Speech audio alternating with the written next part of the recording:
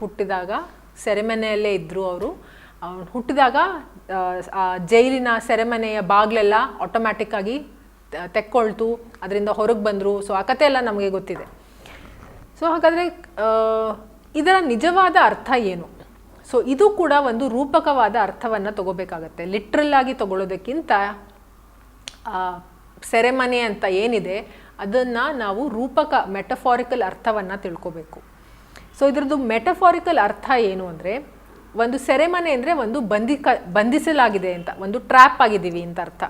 So ಏನು trap, ಯಾವುದು ಸೆರೆಮನೆ ಅಂದರೆ, ಈ ಫಿಸಿಕಲ್ ವರ್ಲ್ಡ್ ಏನಿದೆ, ನಾವು ಈ ಭೂಲೋಕದಲ್ಲಿ ಎಲ್ಲಿದ್ದೀವಿ ಅಲ್ಲಿ ನಾವೆಲ್ಲರೂ ಏನು ಜನಿಸ್ತೀವಿ, ನಾವೆಲ್ಲರೂ ಜೈಲಲ್ಲೇ ಹುಟ್ಟುತ್ತಾ ಇರೋದು. ಬರೀ ಕೃಷ್ಣ ಮಾತ್ರ ಅಲ್ಲ, ನಾವೆಲ್ಲರೂ ಹುಟ್ಟುತ್ತಾ ಇರೋದು ಸೆರೆಮನೆಯಲ್ಲೇ.